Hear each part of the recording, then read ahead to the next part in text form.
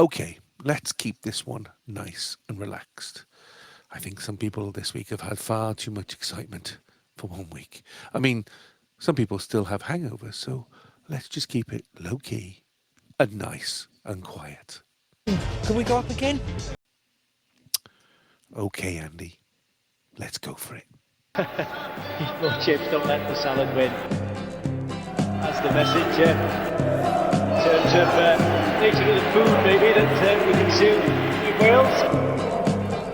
Oh, in Wrexham town they say there's a team that likes to play association football with precision. From the terraces they call, come on Nixie, hit that ball, and we're off to the second division. Oh, we'll see the Reds with me, and you will swear that you will see the vision. Top of Division 3, led by Arno Litti, we're off to the second division. 6, 5, 4, 3, 2, 1,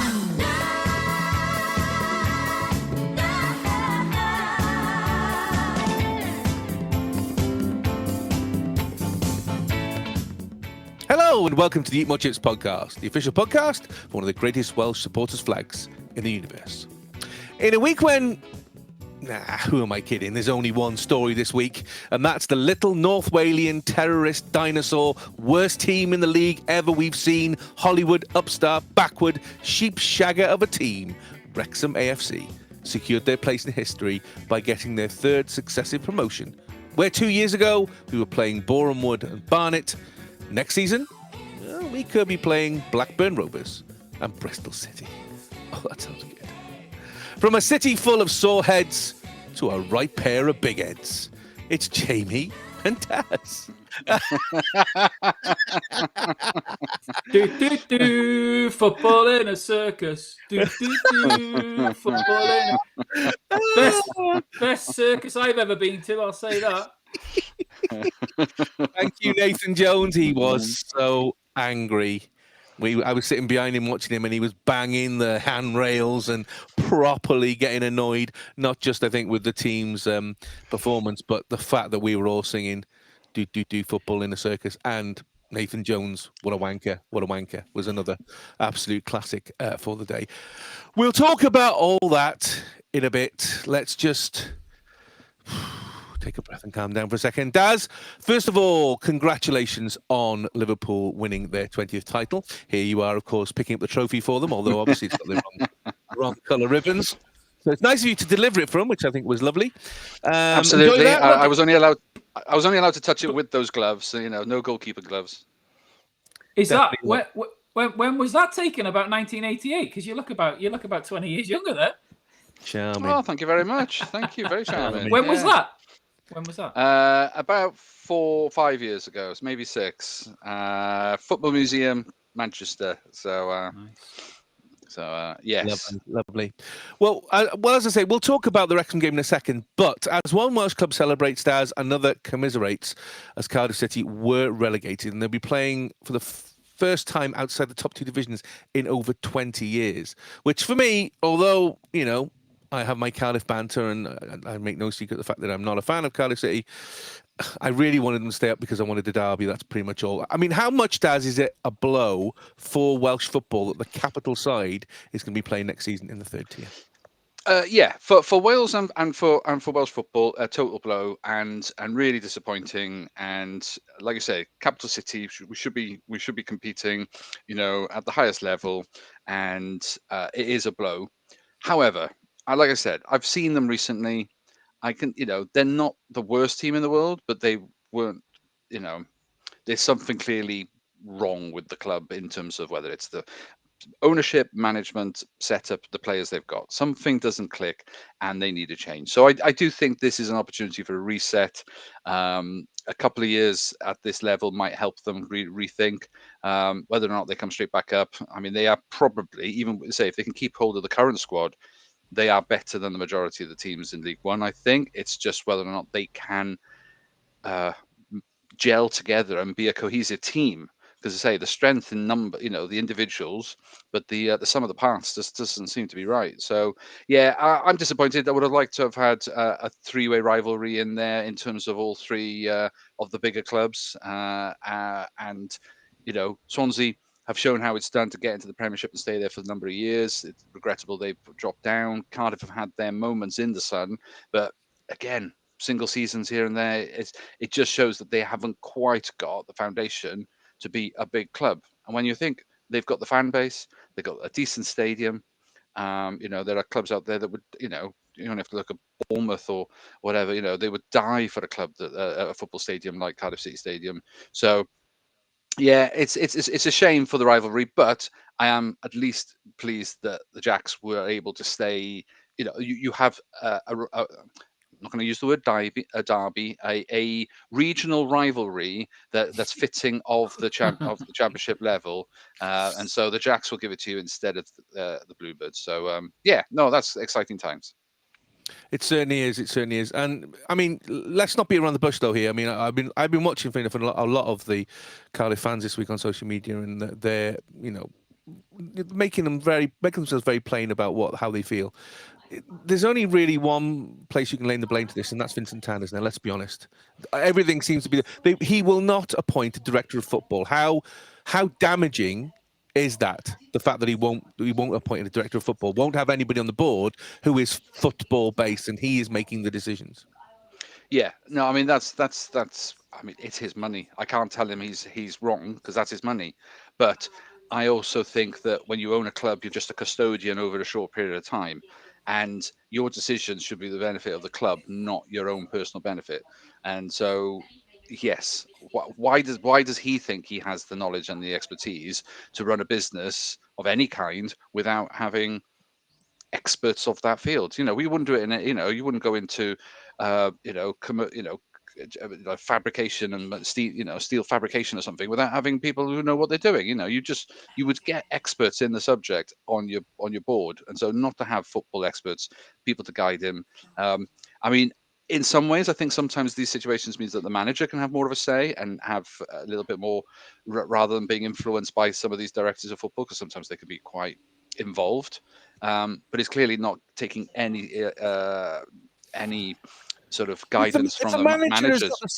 If the manager's got the sword of Damocles hanging over his head constantly, thinking, well, if I don't win more than eight games in a season or 9 games, or if I lose 5 or 6 games in a row, I'm going to be out on my ear. How is that a conducive working relationship? It's not. You have to let the manager manage and not feel that he's under pressure, that if things don't go right straight away, that's it, I'm out. Because that's been Cardiff's problem the last 5 seasons. They'll get a manager in, they'll give the manager some time, but they won't give him enough time.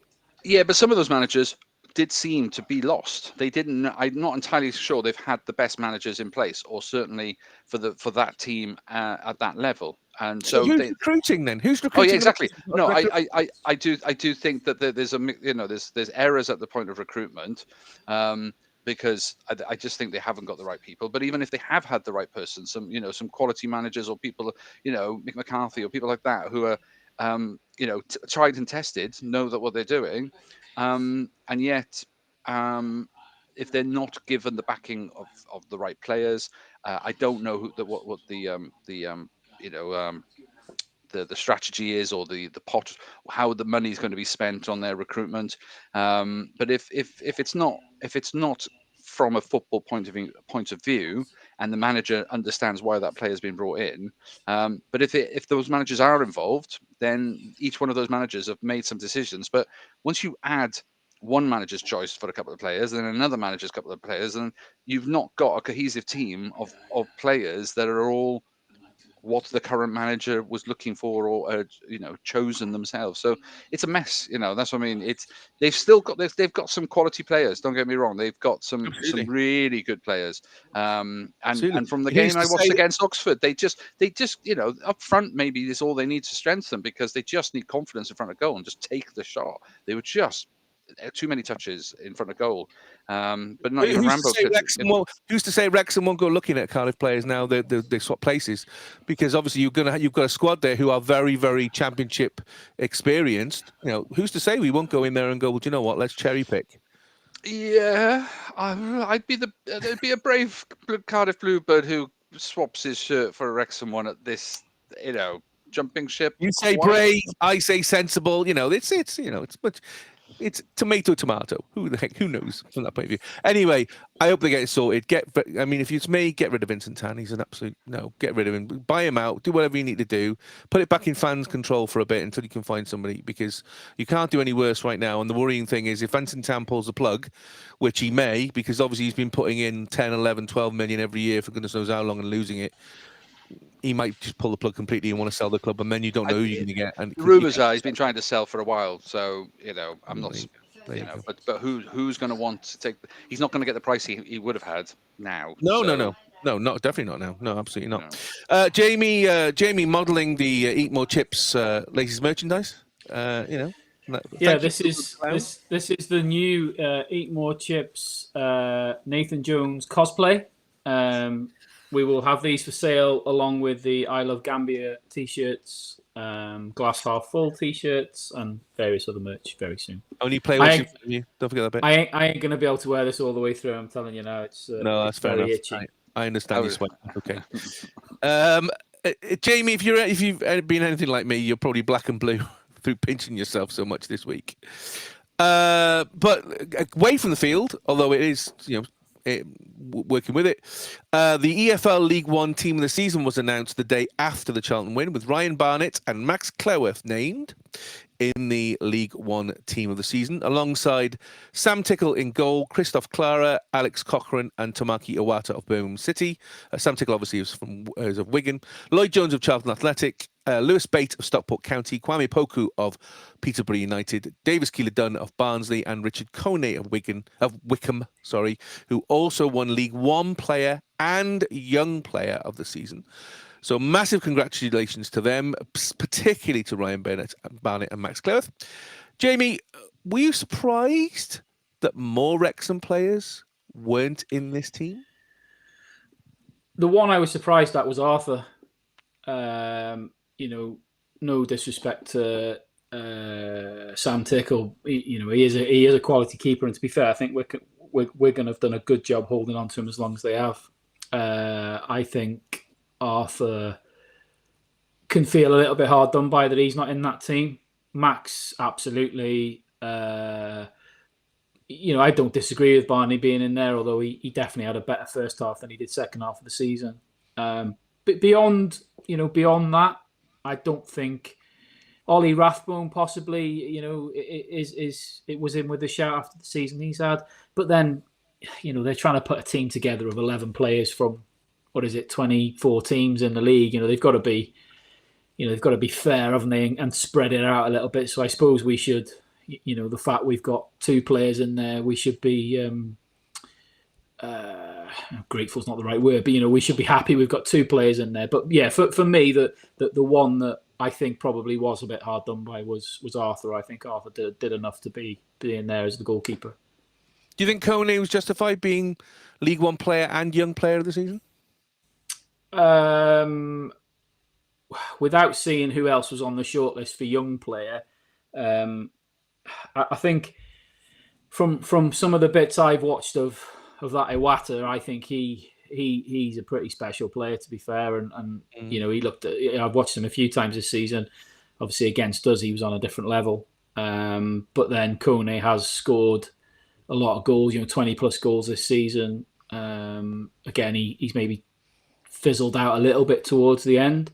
But like we talk about all the time with these player of the month and manager of the month and team of the season and all that, it's hard to know what criteria they're using to pick them on. I know that the manager of the season went to Chris Davis, didn't it? Which I know you questioned online and got a few pelters for.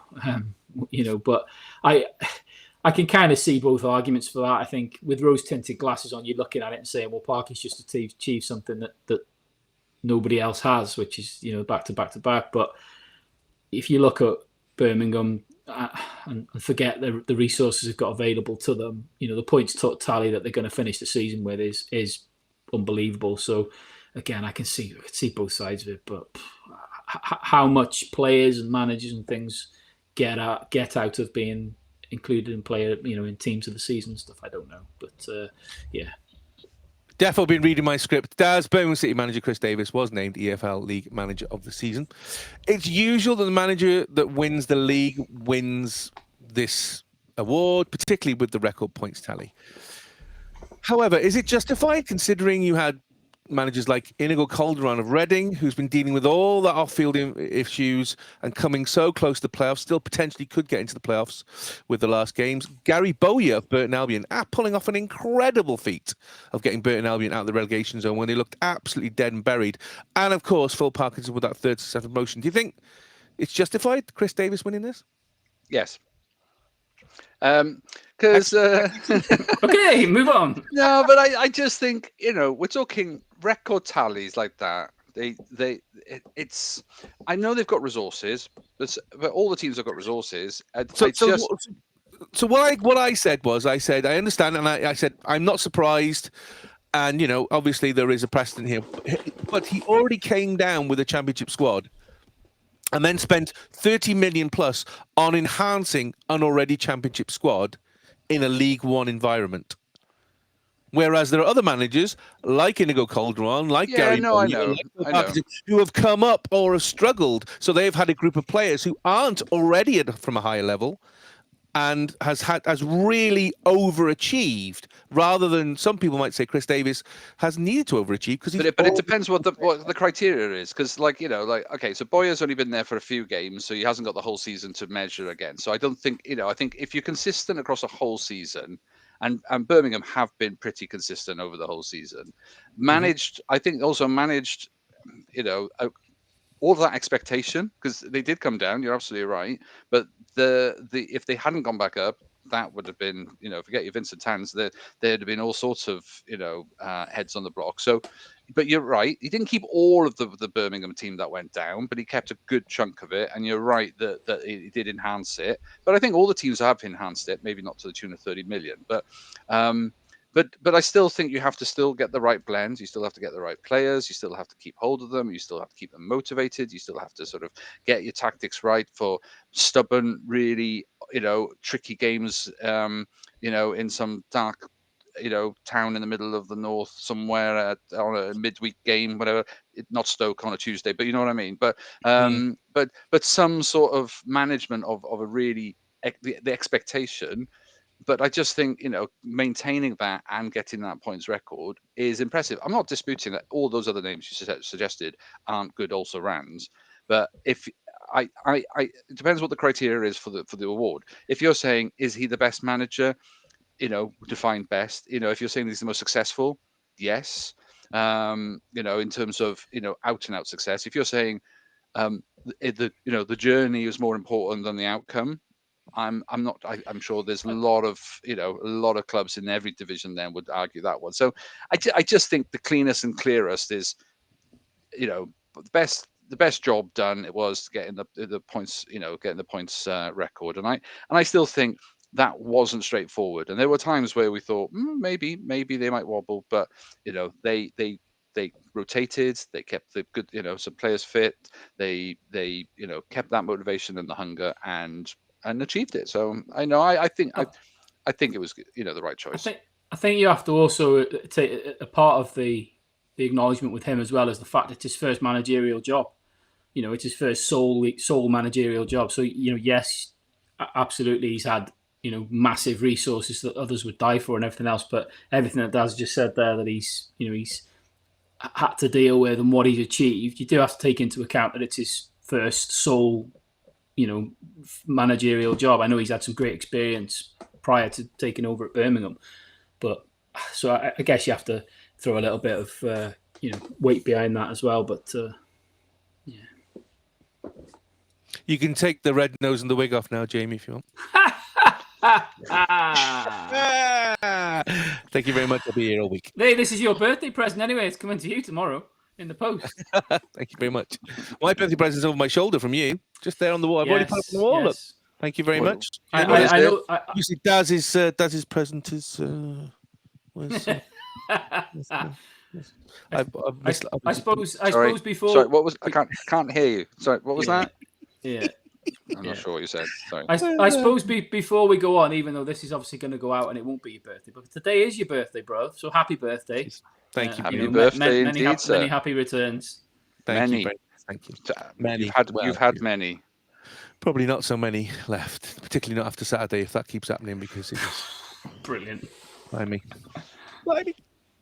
Come and see the Reds with me, and you will swear that you have seen a vision. We know just how they feel when they beat behind the field. We're off to the second division.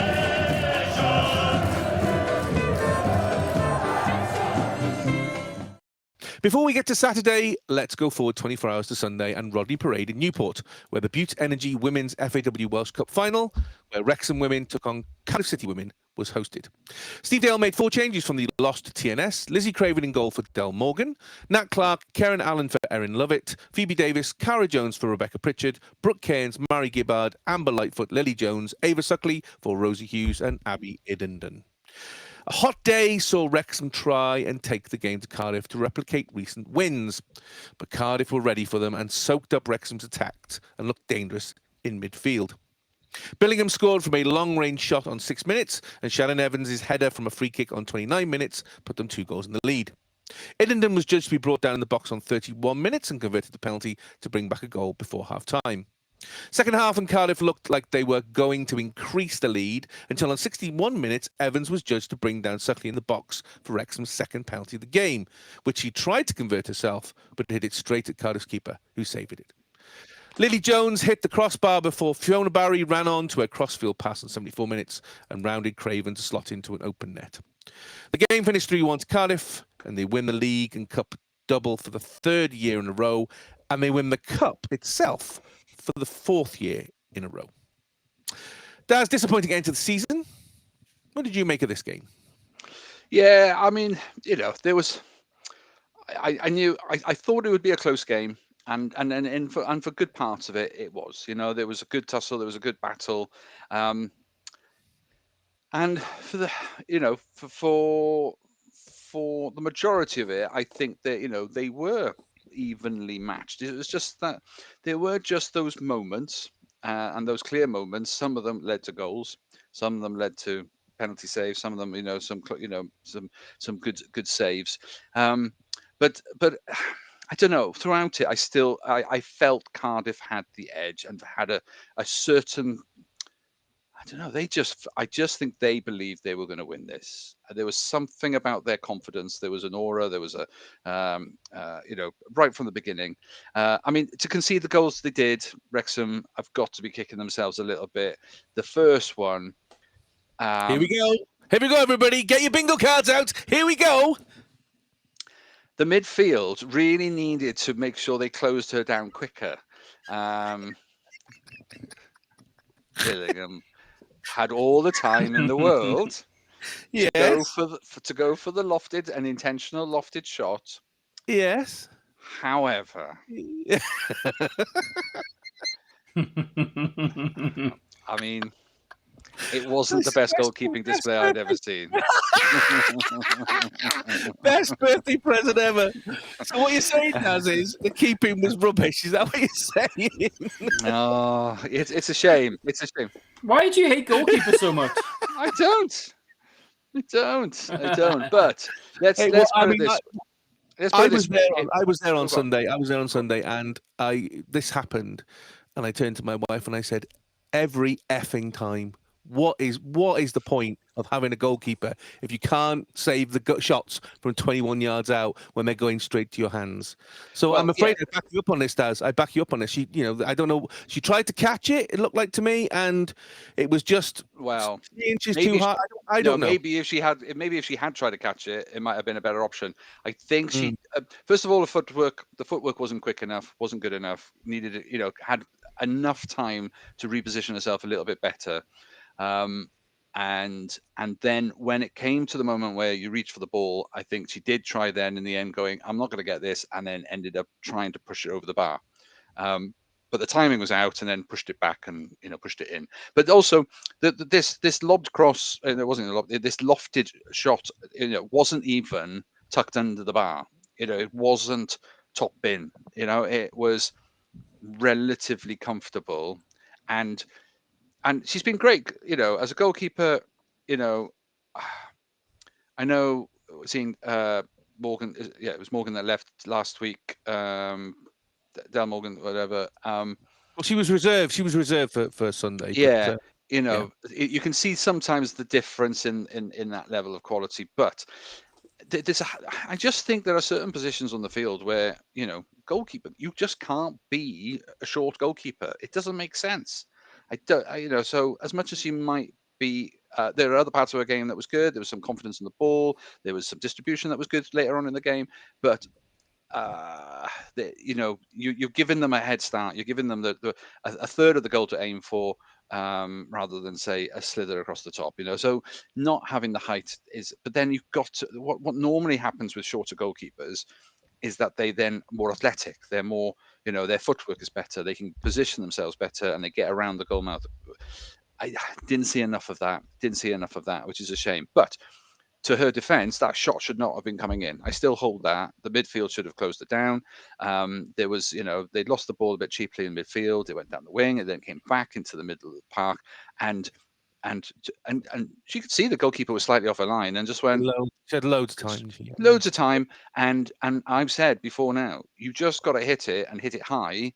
And most of these goals will go in the women's game. And it's a blunt, crude generalization, but I'm afraid there's not much evidence to back up an alternative to that. So really, really unfortunate start. And of course, it then puts Cardiff on the front foot, and then the confidence is there.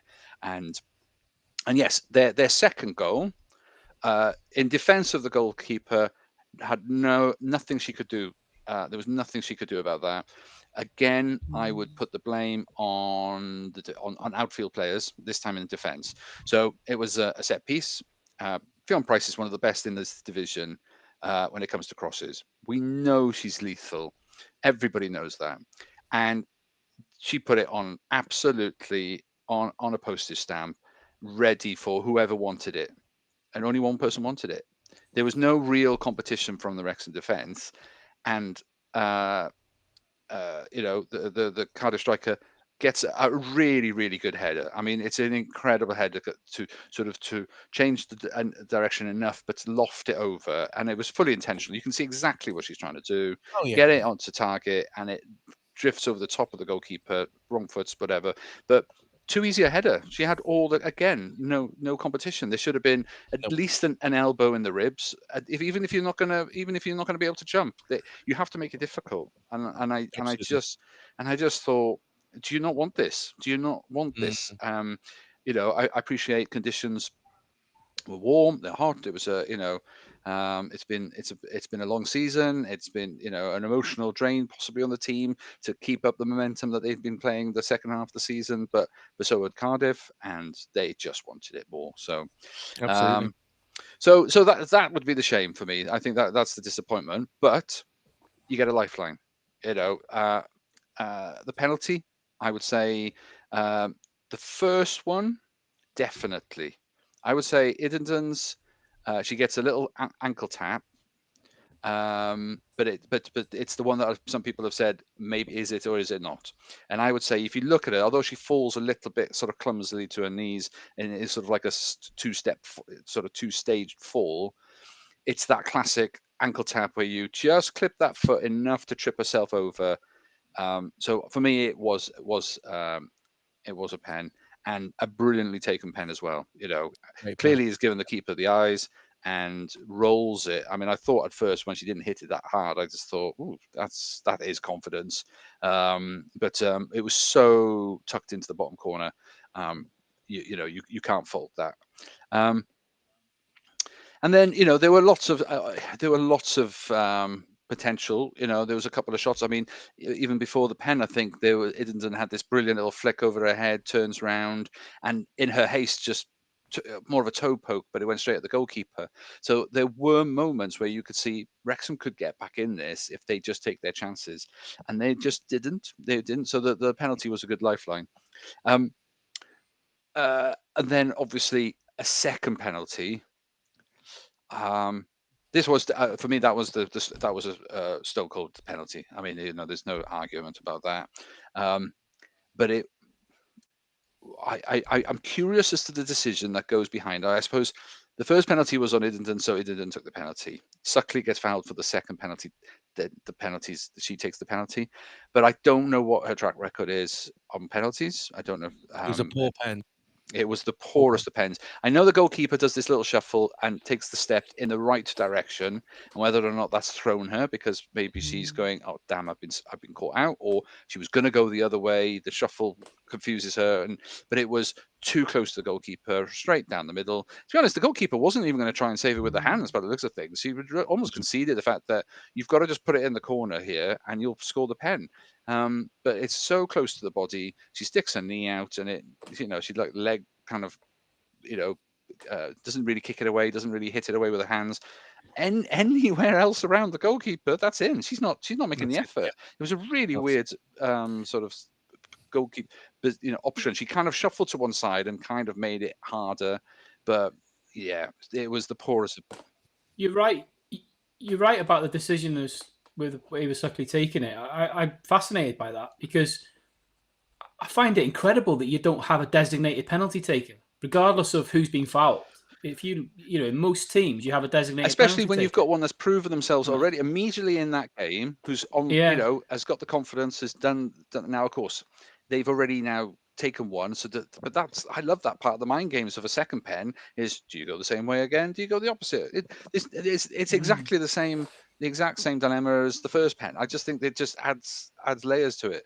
Whereas if you've got somebody who hasn't, I'm not entirely sure Suckley necessarily had the best of games in terms of shots on target or meaningful efforts or anything like that. So I wouldn't say that she was on fire and this was just a cert. I just think there was a bit too much charity in that decision that she got the pen. I've never seen Suckley take a penalty before. It's the first time I've seen her take one. So and I just think at that, but what surprised me was it was at that stage of the game it could have would have equalised the score. So it's not about being charitable in that moment. You go for your tried and tested.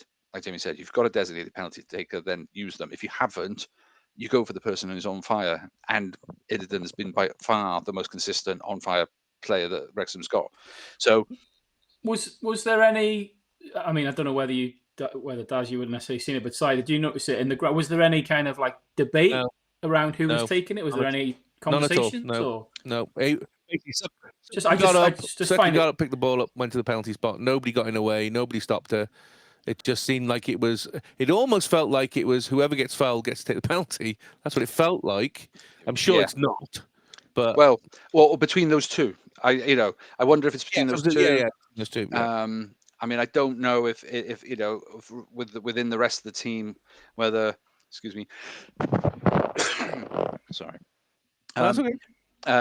Whether or not with the rest of the team you got Lily Jones or what's your captain, Karen Allen, thank you. They've got a strike on them that maybe and another day they might have gone up for the pens and stuff, but I just think it was going to be between those two, and they'd obviously had this decision, I think. Or had she got a knock, Abby, did she have a knock and wasn't, But then you give it to Lily Jones for me. You give it to Lily Jones because I've seen Lily Jones take penalties.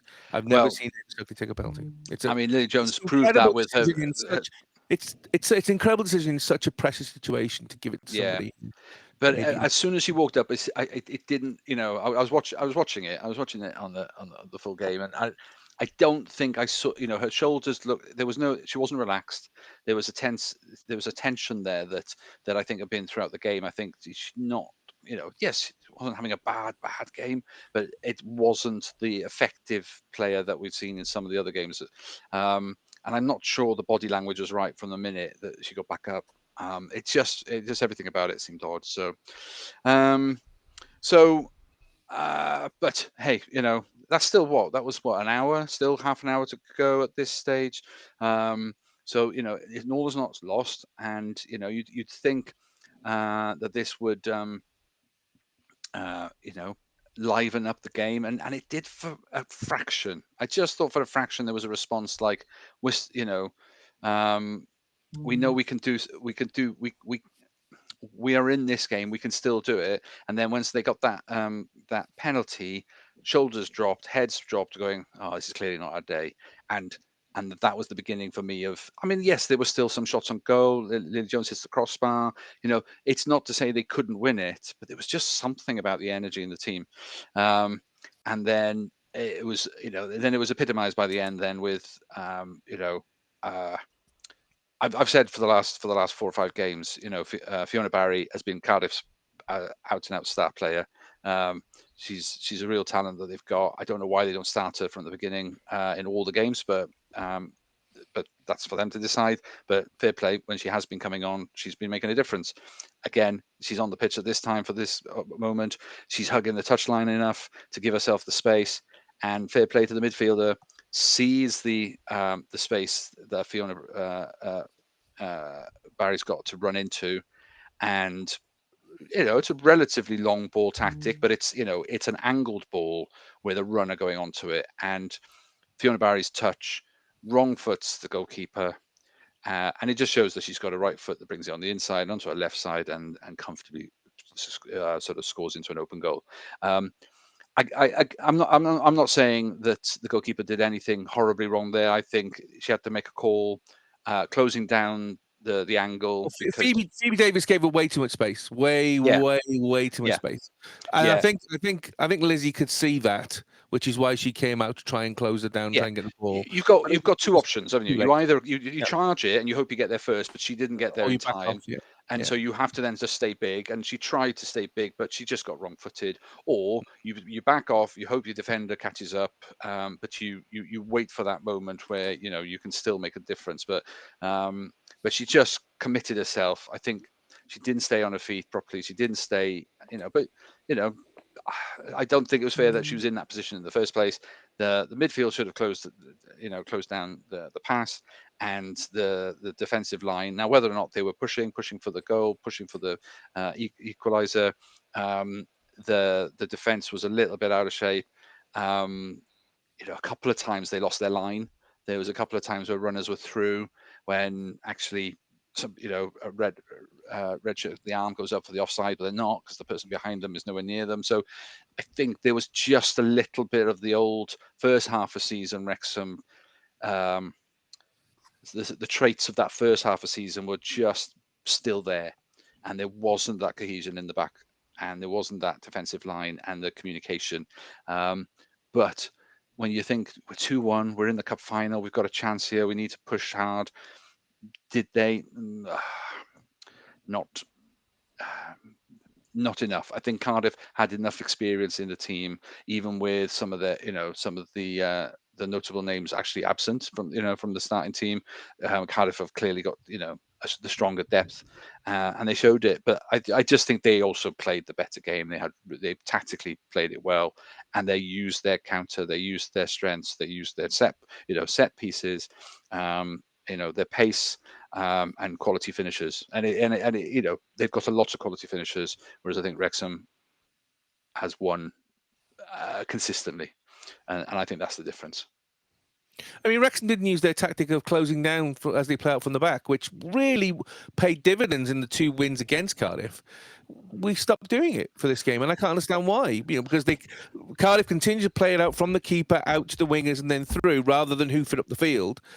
And in the 2 games where Wrexham had won, we closed them down and harried them off and really put them off their rhythm. We didn't bother in this final. I mean, that was the thing that kind of got me more than anything else. I mean, is it fatigue? Is it can you do that type of football all year long, all season long, week in, week out? And maybe they just don't have that fitness levels. Maybe the conditions on the day just made it really hard. You'd think for one more effort, one more game, this is the last one for the season, you would give it your all. And maybe they did, and there was nothing left in the tank. I didn't see enough to suggest that there was any of that left in the tank. So, and so if it was a tactical choice, then yeah, man, Steve, then, well, I mean, that was the wrong call. But if he felt he didn't have the energy, the players, the squad to achieve that again, and having watched them in training, only he knows. Maybe he watched them in training and went, we're going to be very vulnerable if we try this time, because I've only got 2 players who are up to this today, not the 4 I need or the 5 I need or whatever it is that they're going to press with. So I don't know. It's it wasn't evident why, you know. No, absolutely not. And Rodney Parade's still a shithole, so there you go. Jamie, Wrexham finished 4th in the league, placed lower than last year, runners-up in the cup for the 2nd year running. Would you consider this to be a successful or disappointing season for Wrexham Women? What would you consider it to be? Not what Wrexham consider it to be. What do you consider it to be? If you're being honest, I think you have to say disappointing season. I think, the expectation was to be challenging closer to the top end of the league, and hopefully win a trophy. But I think, you've got to look at the season. You have got to look at the season as a whole, and I suppose if you review the season and you take into account the first half of the season and then consider how it's ended, you've got to be fairly satisfied. But I say that I say that very loosely, in the sense of I think the ladies team now, or the people involved with the ladies team now, I think that there needs to be a mentality. And this goes right to the top. I think there needs to be a mentality now of trying to replicate what the men's team are doing, and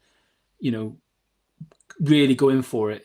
There's still a huge gap. I only saw some highlights of the game from Sunday. I didn't see the whole game, but I think everything that Daz has just described about maybe Wrexham falling a little bit short. I think what it also was, and you have to be fair, it was a little bit of a reminder about how good Cardiff are. And I think I think maybe a little bit of a false sense of security, because obviously we have now got that monkey off our back of beating them this season. But I think they reminded us Sunday that they are still a very, very good outfit, and there's still a big gap there for us to close as a football club. We have come a long way in a short space of time, but I think this off season will be fascinating, because it'd be interesting to see what the club wants to do. How do the club want to move forward with it? But yeah, I personally think it's been disappointing, just purely because I expected a little bit more. But then there's such a poor first half of the season that to pull it back and to at least finish in the top 4 and get to another final, but you have to look at that and say, well, that is something. But for me, a disappointment, I think. 24 hours earlier, and it was crunch time for Wrexham men, as if results went a certain way, the possibility of promotion to the 2nd tier of English football beckoned. And then look out for the best 12 hours you will ever have in the life of a Wrexham fan, and a day for me that will live in my memory for a long, long time. Now, unlike as usual, I'm going to scrap the script and quash the questions and just chat about the day from myself and Jamie in the town and our point of view, and from Daz looking in from afar. Probably he was drunk, I would imagine, so he'll probably won't remember very much. But we'll take what you saw anyway. Jamie, let's just go back to very, very beginning, very early in the morning, probably about I'm going to say 11:15, 12. You and I went to the Midland, which is the old Midland Bank in town, for first pint of the day, and I stupidly decided that a game of pool would be good between me and you, because we haven't played pool against each other. Would you like to tell everybody what the result of the pool was? Because I can't stick in my throat. I don't know, bro. You'll have to remind me, mate. I can't. I have a vague recollection of playing pool with a cue that had no chalk anywhere near the tip of it. The tip was about the size of a 50p piece. I think the pool balls had more chips in than Grand's China. And I'm not sure that table was straight. But I think it was... We played, what was it, four games? Four games, and it was close. It was close. Really, really close. Yeah. And I think I beat you 4-0. 4-0. 4 bloody 0. You know what? And ladies and gentlemen, you don't know how distressing that is because Jamie and I have a thing called the Ellis Cup, which we've been competing for years. It doesn't matter what it is, tiddlywinks, flicking bogeys at each other, golf, tennis, whatever. We compete for the Ellis Cup. Now, luckily, I almost suggested that we should compete for the Ellis Cup on this. I'm now glad I didn't because I don't hold it anyway. Jamie's held it for years, and it's incredibly distressing for me the fact that I hate losing anyway. Daz will attest to that. I hate losing to Jamie even more, but to absolutely put the crowning turd on the pile, to lose 4-0. Do you know what made it even more satisfying? Really? Right? For who? Was not for me. No, for me. As much as you were trying to brush it off as it's just a game of pool at the start of the day, I could see how fuming you were at losing because, as you've just said, you hate losing at anything, and you doubly hate losing at anything to me. So that really got my day off to a super. I thought you were going to say that there was you'd lost 3-0, and that was the foreshadowing of the result later on that day. I thought that was how it all tied in. No, it was worse than that. Yeah, I have to be honest. He was like a gambler trying to get it back. It was like, let's have one more game. I was as well. I thought if I could score one, I'll game. brag on the fact that I managed to score one, even though that we. To be honest with you, if it wasn't for the fact that the 8-year-old kid came along and put a pound on the side of the table, I think we'd have still been playing up until 5 o'clock. Anyway, Town was gearing itself up because we decided we were going to go to the FAW, which is just across the road from the Midland, to watch the first game of the day, which was Leyton Orient versus Wickham. We'll talk about that in a second. But Town was well and truly razzed up. Interesting shot here of the turf getting ready for the day, just so many. And apparently Wayne said to somebody as the result was coming in, he said, I don't think I've ordered enough, which is quite interesting. Jamie, then we were at the Fat Boar where we had food, very nice food it was too, but more importantly we were watching the Leyton Orient versus Wickham game.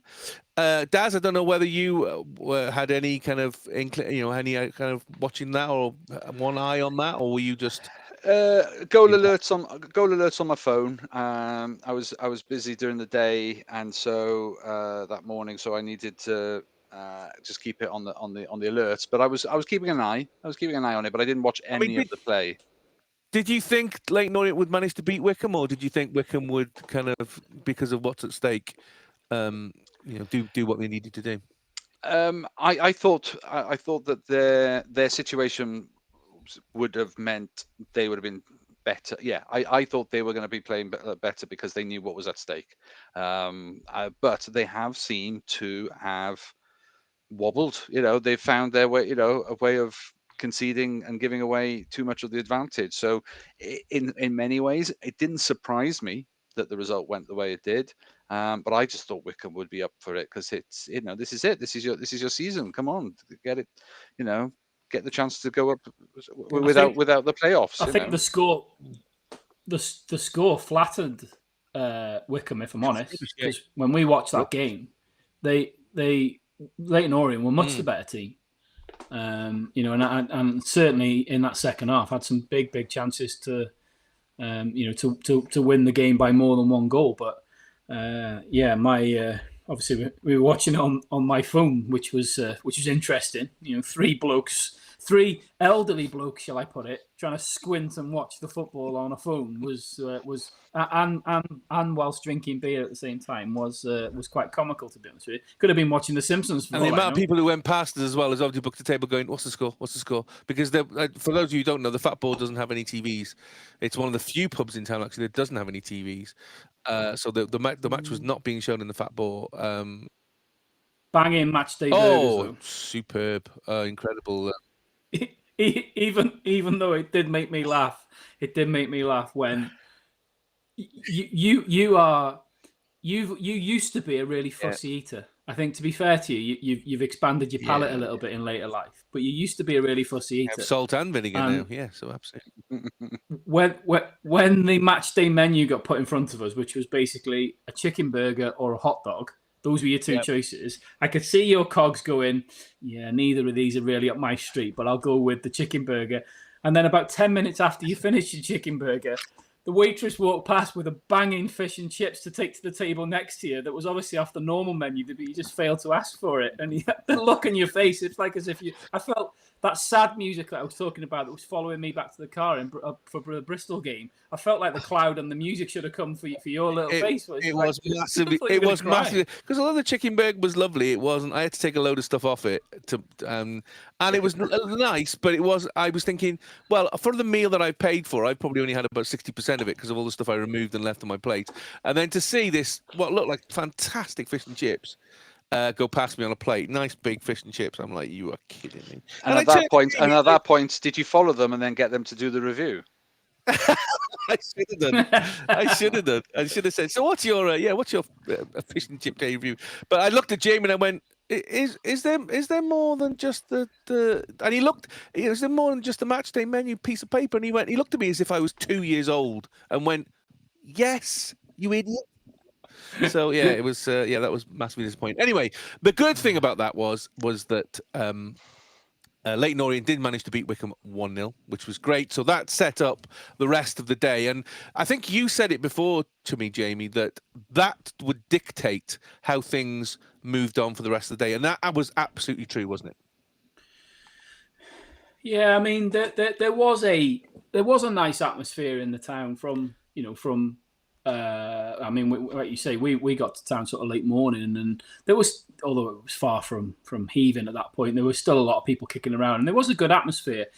But obviously, we'll never know what the atmosphere would have been like if the Wycombe result hadn't gone our way. But the second that result did go our way, you could just feel it. Then, so from the moment we stepped out of the Fat Boar to walk up to the Mice Gwyn through town, you could just sense it in the air. There was just a feeling of it's on again, and it reminded me very much. There were moments in that time between, early afternoon and the kickoff of the game. There were moments that reminded me very much of the same feeling on the Forest Green game last season and the Boreham Wood game 2 seasons ago.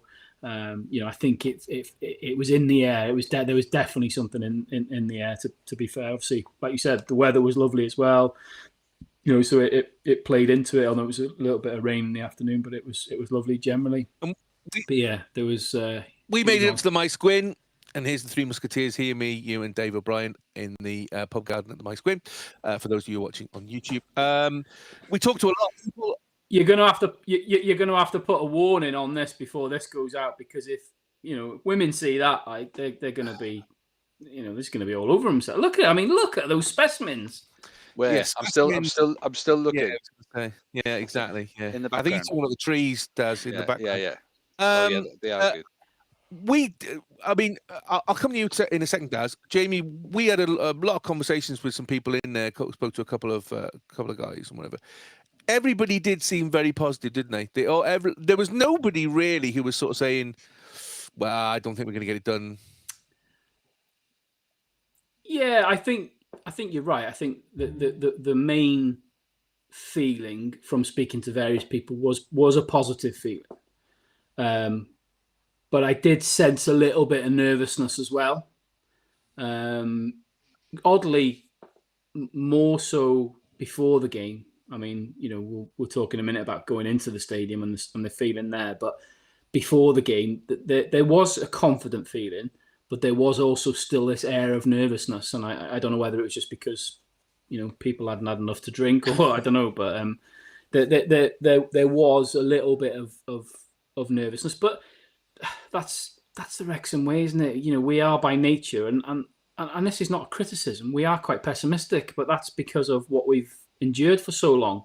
So it's hard to shake. I know we're going through this unbelievable upward trajectory at the minute, but you've got so many years of pain and hurt and sadness and being let down that it's hard to shake that when these big moments come along. But obviously, this team is rewriting chapters of history that's not Wrexham anymore. But yeah, the atmosphere built up really nicely, as it always does in the Mice Gwyn. I love going to the Mice Gwyn before a game, because it's, you get a lot of fans, a lot of familiar faces you bump into and speak to. You also get a smuttering of away fans. There were some Charlton fans in the garden area there as well, and it's all it's all a nice atmosphere. And it is literally just but across the yeah. road from the ground. That's how close it is. And having been on Yeah. so many away trips this season, it is massively rare to find a good place to sit and talk and chat and have a good drink and feel like you're in a nice environment that is literally on the doorstep of a ground, because most of the pubs are stuck, particularly for away fans, a fair way away from the ground, so it's very, very difficult. Obviously, before the game as well, there was a march up from the Wrexham Lager Club up to the stadium itself. We thought about going, but we're lazy and prefer beer, so we stayed in the Maes Gwyn. But from all intents and purposes, the march, there was apparently a good few thousand there, lots of noise, supporting the club, which was absolutely amazing. Daz, from your point of view, as you came to the beginning of the game, what were your plans? Were your plans to try and listen to the commentary, or were you just going to keep an eye on the goal alerts, or where were you experiencing the Wrexham day itself? Yeah, so I didn't catch the beginning of it, so it was all goal alerts to begin with. By the time I got back, I put it on. So I caught the last half hour, so that's where I got to see it live. So obviously it was rocking by that point, but still, half an hour to go. But yeah, no, I was keeping an eye on the goal alerts and was pleased to see those early alerts. So that helped to sort of settle my anxiety for you guys, because I was invested. I was absolutely invested. Of course, I want Wrexham to go. But I you don't have to be a Wrexham football fan, but you're a Welsh football fan. You know how important. Yeah. Oh, I wanted them to. Yeah, I totally wanted them to get the promotion. I just, I'm totally invested in all of that. But I knew how much you guys were invested in this, and this mattered. In the same way, my commit, my investment into when Liverpool won the Premier League during lockdown. I wanted that so bad because it was 30 years of wait. I know what that kind of anxiety, what that desire is. Is like you want to get it over the line, and because this was this is history, this is significant. So I know what that feels like, and so I wanted it to be a good day for you guys because I knew you were there as well. But I also I thought that Wrexham would do it. I was quietly, quite surprised at the style, but at the style in which they did it. But no, I expected that to be a win. Did you watch it? Did you watch it on Sky Sports, or were you listening to BBC Radio Wales commentary or Sky Sports? Sky Sports, fine. Yeah, okay. yeah. I mean, it was all right. I watched a little bit of it. I mean, I'm not a massive fan because I don't feel they're particularly invested, the Sky Sports commentators. But he was very excited. Both of them were, so you can't really fault him from a 5 o'clock game. Yeah, I thought the pitch side stuff. She was great. I thought. Oh yeah, she's always brilliant. She had Phil Parkinson's number sorted absolutely when he appeared from nowhere. She totally. Yeah, no, I thought it was okay. I thought it was really good coverage, and obviously to capture that special occasion and stay with it for as long as they did. That was great. No, that was really absolutely good. brilliant. Really good. So obviously, Jamie, we did our thing at the Maes Gwyn, then we went over into the ground itself. You and your wife Kelly were in the temporary cop with the flag. I was in the season ticket seats in the Wrexham Lager stand. As you walked in, what was the atmosphere for you? Nervous, excited, boisterous? How would you describe it? It wasn't what I expected in a good way. I expected as the game approached the start, I expected a nervous atmosphere. I thought there'd be a nervous air to the stadium, but it was the complete opposite. I think from the minute that the teams came out of that tunnel, the place was rocking. The atmosphere was like, I'm going to stop short of saying it's the best atmosphere I've ever experienced at the racecourse, because it's really difficult to kind of process it. I know it was nearly a week ago, but it's still quite hard to process it and think back to. I think one day maybe when my brain can function, I might be able to think back to the Notts County game, the Boreham Wood game, the Forest Green game, and then even further back than that, other games that were significant, some of the FA Cup games and things. But it was an unbelievable atmosphere, all sides of the ground. Like you say, I was in the Kop, and I know the Kop has come under a bit of criticism at times this season for lack of atmosphere. I've been in there a few times, but it was anything but. The atmosphere in the Kop matched the atmosphere around the other three sides of the ground. It was unbelievable.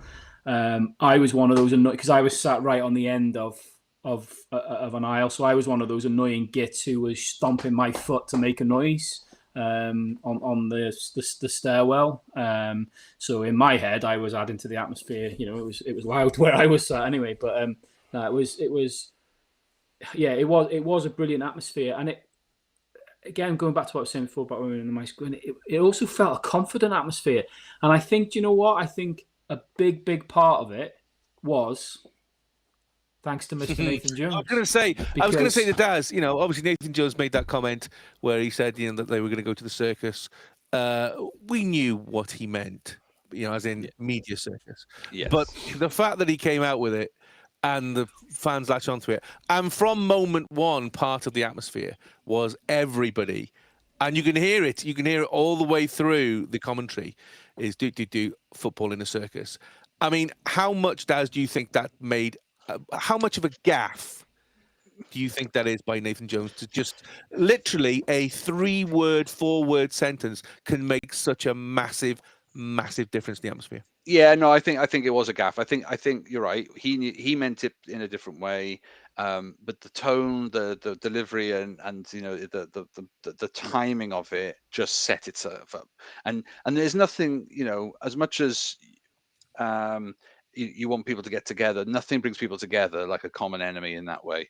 And he just set himself up neatly for it. So a gaffe, that is certain that it was. Yes.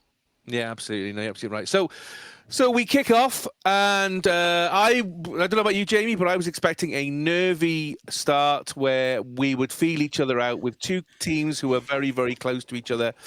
And what we actually got was Wrexham basically smashing them in the face for 20 minutes and them having no response whatsoever. Before we go to the first goal, let's just go to the first very, very near miss where Smith was a warning, a bit of a warning really for that first goal where he got through and was clipped. He was clipped, but it was for me. It was a good tackle. To be fair, you have to be. You have I don't know whether you watched it back, Daz, yourself. No, not that one. Okay, fine. Okay.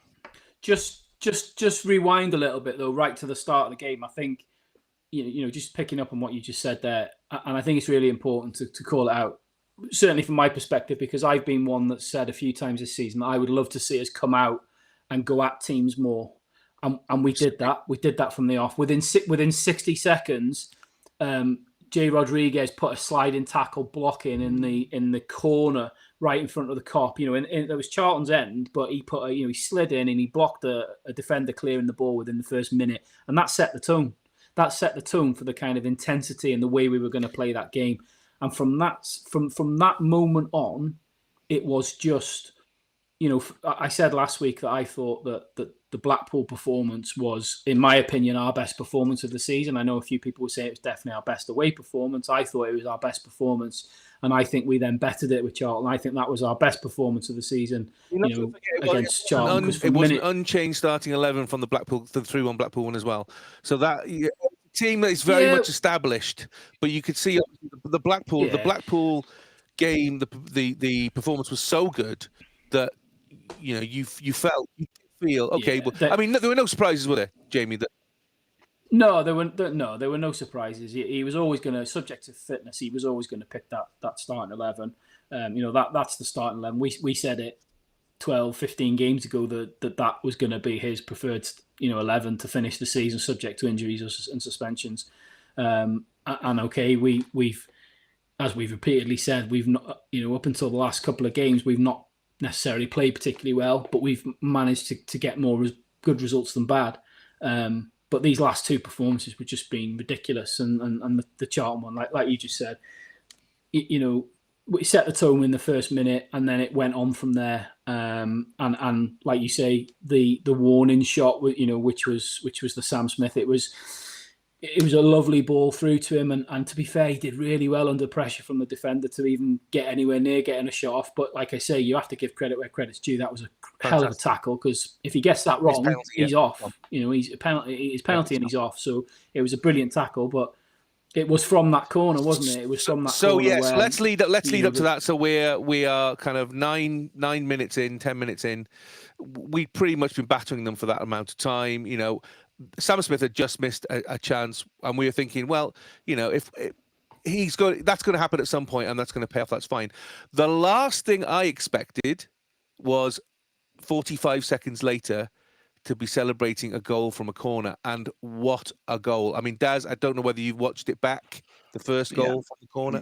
Yeah, absolutely. Nice short corner routine. What's your take on this? Because normally, obviously, we've been getting the corners, pumping them up into the box, far over the top of the box, and nobody being there or dealing with it, or not clearing the first man. So when the corner happened, I'm thinking, here we go again. Fine, all right, just let it do that. But that's not what happened, was it? No, I mean it feels like a very well worked routine. There was an opportunity to play the short ball, finds the man on the edge of the box with space. He's got all of this room. Nobody's closing him down until it's too late, and then the gap. How he finds this gap. I mean, I don't know if to say it's hard to tell if it's one of these that they do on the training ground and they've been practicing because maybe they had bought into the fact that people don't know, were expecting something different. But I just think the way that the defense was, their formation for it, they were filling the box considerably. There was a man loose, to sort of potentially stop the short ball, but he was running towards McLean and co, so there was the corner rather than to the man on the edge of the box. So yeah, it just felt really well drilled. I mean, Jamie, now again, we'd seen them try that short corner at Wigan and it go horrendously wrong, where Wigan nearly scored. How surprised were you that it went McLean, James Rathbone smash shot goal? I mean, yes, there was an element of surprise, wasn't it? I think, like you said before, we've made jokes a lot this season about our corners, whether it was Elliot Lee taking them and not, like you say, clearing the first man. I mean, how many corners have we had that have gone out of play and come back? And so that's what the one prompted me where it wouldn't clear the first man, whether it be, normally one of their defenders. It's like, that's the absolute sacrilege for me. Clear the first person at least. If nothing else happens to it, then that's fine. But you've got to clear the first person. The amount of times that wouldn't happen would really annoy me. But it'd be fascinating to know, how that short corner came about. Was it just quick thinking by McLean and Matty James? Was it something that they was pre-planned because they thought they could get, they saw a weakness in Charlton? I don't know, but it was as simple as it gets from a footballing perspective, but it was sweet as anything. It literally, 3 passes, or three touches of the ball. McLean to James to Rathbone.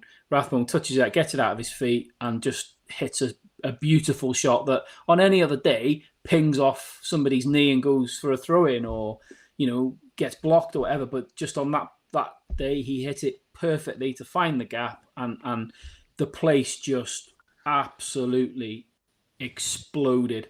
I mean, the noise was just unbelievable. And rewatching it, like I said, I've watched the highlights back this week, God knows how many times, but I was watching them again just before we started recording this. And honestly, goosebumps when that goal went in, because the noise was just unbelievable, absolutely unbelievable. But yeah, a brilliant goal to get us going. Exactly what we said we wanted to see more of all season, particularly at home, where we come out of the traps on the front foot with intensity, with purpose, going at the opposition, and it's something that we haven't seen an awful lot of this season. But that was something that a joy to witness and to get us off to a perfect start. So yeah, that was a brilliant first goal. Well, do you think the roof came off on that one? 11 minutes later, it just went.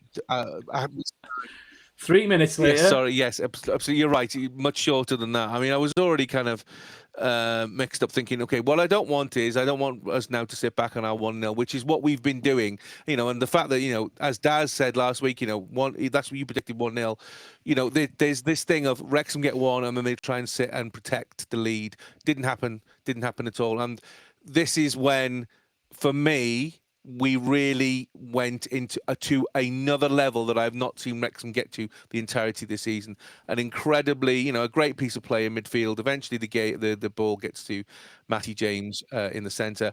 Matty James, then, I mean, Jamie, can just describe now what happens from there onwards. Well, what happens from there is, what a picture that is! What a photograph! What happens from there is that you witnessed the quality of a player who's played at the highest level, which we've seen. We've seen flashes of it since he's been with us, and I know he's also come under criticism since he's been with us as well. There's been games where he hasn't been as effective, but again, he epitomises these last two performances. Matty James has been phenomenal, and the ball over the top, which, to be fair, him and Smith have tried that ball a few times, not just in this game, but in other games as well. And not just with Smith. Remember that game at that goal of Bristol Rovers away. Exactly the same. Matty James threw ball to Elliot Lee. Yeah, no, they've got it in the locker across the team, but so obviously it's something that they're trying. But I don't think any of you would have. Well, I haven't seen a goal like this where the connection is that sweet. No, I mean the ball literally, as the ball is in the air, it's like time stood still. And obviously, I on the day I didn't appreciate it. I knew it was a special goal, but I was the other end of the ground. And it was only when I've seen it back that I realised how special a goal it is. I wouldn't say that it's not goal of the season, but it's one of our best goals of the season, if that makes sense. The ball over the top and obviously perfectly timed run, and the connection and the technique of Sam Smith to you guys will remember from when you were younger and playing headers and volleys in school. There is nothing sweeter than hitting a volley. I never ever hit a shot like that. Well, I'll take that compliment, Jamie. Thank you very much. Absolutely, yeah. In fairness, you were always that shit that you were. I was going to say, yeah, I was absolutely. I was picking up the jump. That's what I was doing. But no, I mean, you know that feeling of hitting a sweet volley. It's one of the best feelings when you play football, and it's one of the sweetest things to watch when you watch football. Somebody hitting a perfect volley. I mean, one of my favourite goals of all time was scored at the Kairos, but it wasn't a Wrexham player. It was Mark Hughes playing for Wales when he scored that overhead bicycle kick at the top end. I remember that one. Was there that you remember it? That played a lot. That's one of my all-time favourite goals I've ever seen. In any game, and it's volley, and there's something special about a volley. But the way that he hit this, and for it to nestle in the back of the net, it was just honestly that sequence of the ball from Matty James, the volley from Smith, and then the subsequent noise and reaction around the stadium, that will live with me forever, because I have to put it out there now. I mean, whether they listen to this, I don't know. But I have to put an apology out there to two lads, because I was quite high up in the Kop. So if you imagine seeing it from the front, I don't know if you've got any pictures of it, but if you imagine seeing it from the front, obviously there's a block missing now. So you've got one block, and then I was on the end of the next block, but I was quite high up. And I don't know why, but when Sam Smith scored that goal, I literally ran from the top to the bottom, and I jumped on two lads who I don't know who they are, and I just literally jumped on them. Miler now, I'd imagine, if you jumped on them. Hilarious, brilliant. Thanks very much. Yeah. I mean, the roof was absolutely blown up. I mean, and the picture there for everybody on YouTube is one of our erstwhile chairman owners, Ryan Reynolds, there, who's absolutely the shock on them and Rob and everybody in the Betty Busby's box at the way that shot was hit. Was absolutely astounding. Absolutely astounding. Yeah. Incredible. Brilliant goal. Absolutely brilliant goal. So obviously then we went back to kind of 2-0 up and we're thinking, okay, well, this is pretty good. But then Charlton started getting back into the game at that point. And actually, when you look at it, they had across the game more possession. I mean, Daz, you sort of came in at this point where it was the last half an hour. We went into the half time with 2-0 up. We're thinking, okay, well, dangerous score, but all we need to do is keep doing what we're doing because we've managed to keep Charlton under control. There was one particular shot where Arthur save, yes, that's the one. Yeah, I was going to say, no, there was a moment there where McLean gets beaten a little bit. I've seen that in the highlights, and I thought, okay, this could be the lifeline that they need. But you look at it, and it's straight at the keeper. So he's made it relatively easy, but he's got to stop it going through his legs. He's got to stop it going close to the body. So he's done a good job there. So to keep it at 2-0 for as long as they did, that was that's important as well. That was the best of their chances. Oh yeah, though. absolutely. I know, like you say, statistically, like for the viewers, you've got the stats up there. They had more possession, they had more shots, they had 3 shots on target. But it was only that one that you just described there, where McLean got caught out with the ball over the top, and Arthur made the save. Look, I think he made it look a bit easier than it was. It was probably a harder save than he made it look. But that was the best chance they had. And but that's before half time. So that's. Little. So you go into halftime 2-1, and that's a different team talk.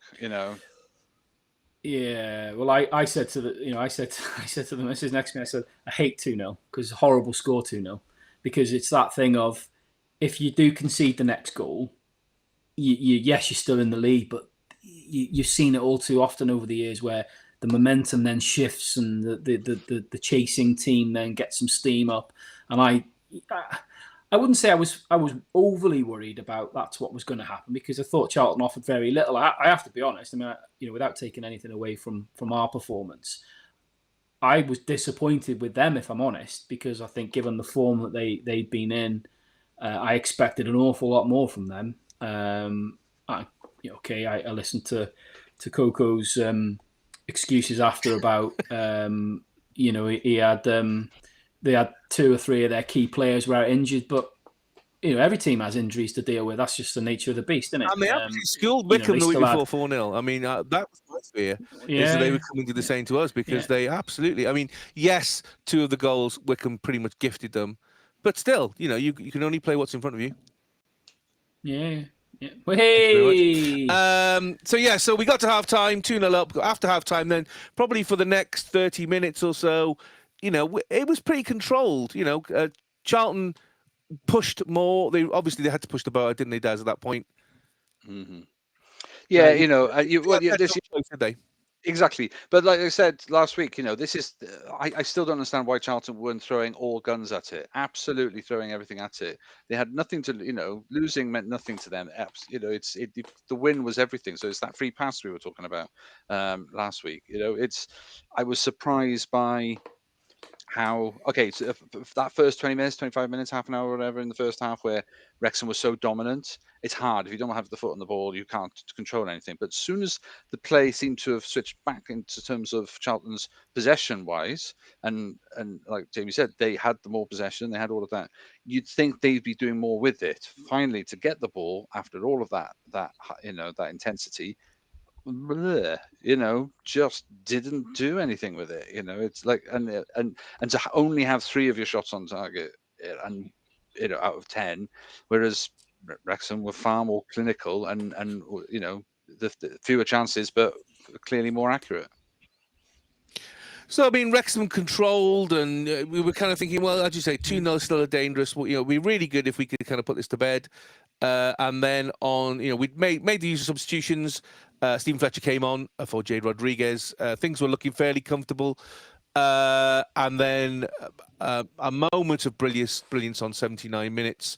Dobson, who for me absolutely ran midfield with Matty James on the day, was incredible. Him and Max Cleworth and James were all playing footsie around the kind of 30, 35 yard area. Eventually, he put the ball.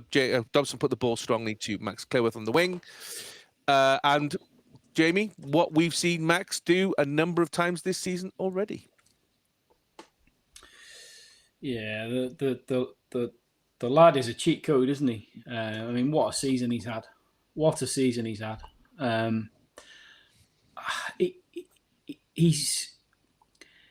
I think we said it earlier in the season.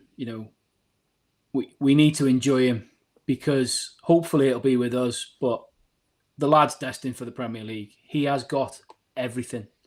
He has got everything, and that was a great example of what a lot of defenders can't do. We know he can defend. We know he can defend. We've seen it all season. We've seen it last season. He's a brilliant defender. He's got it all. But what he's got, which a lot of other defenders haven't got, which is he's offensively brilliant as well.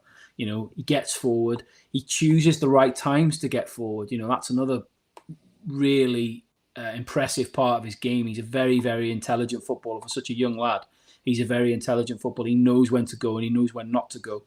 And to find himself in that far of an advanced position, in the 81st minute of the game, okay, we were 2-0 up at that point, but the confidence to be there and the foresight to get into that position was. I was going to say, I think Charlton made that decision for him, though. Their left back was left. Do I press the ball? Who passed the ball to Clewith? It was Dobson. Dobson. So he's in two minds. Does he press Dobson and stop him getting the ball away? But he's got a man over his shoulder, hugging the touchline, completely open. So he doesn't know where to go.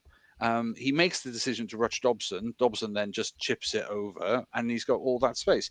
Where was the rest of the Charlton team? The bodies were all over the place. They should have, that left back was completely left isolated, and I don't blame him. He's got a tough decision to make. Does he stay with the runner? But then Dobson can just keep going towards the goal, and I think Charlton made that decision. Max was going, I might as well stay here. I'm completely unmarked here. I might as well stay here.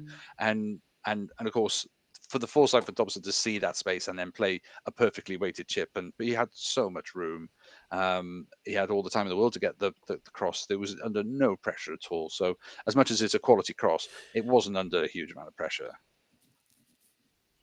No, not at all. But again, I think you have to give credit to the quality of the ball. Remember, in this guy, he's a centre back.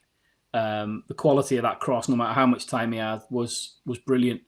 And Sam Smith arriving at the perfect time. And again, it was another very aesthetically pleasing header.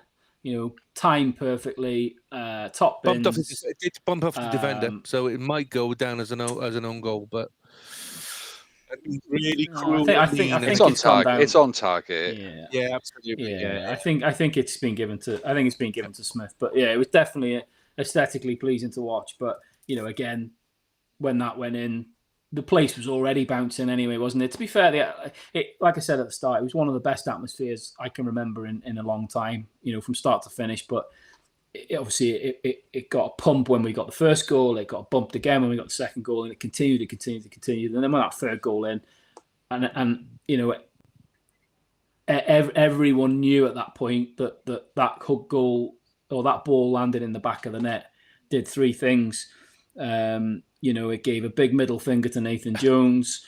It stamped our ticket to the Championship, and it started the party. And that last 10 minutes after that goal was just an absolute joy to be in that atmosphere of knowing the job was done. It's been very rare this season, hasn't it, Jamie, to actually, with time to spare, feel that the job is done, hasn't it?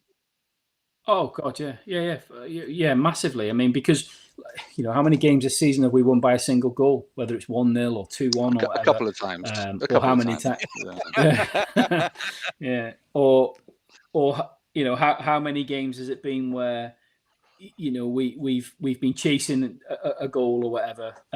But yes, you're right. It's there's not been too many games this season where the game has been comfortably won with in the last 10 minutes, and you can enjoy the last 10 minutes. But God, yeah, I thoroughly enjoyed the 10 minutes, the last 10 minutes. So as the last 5 minutes went, obviously people knew what was happening.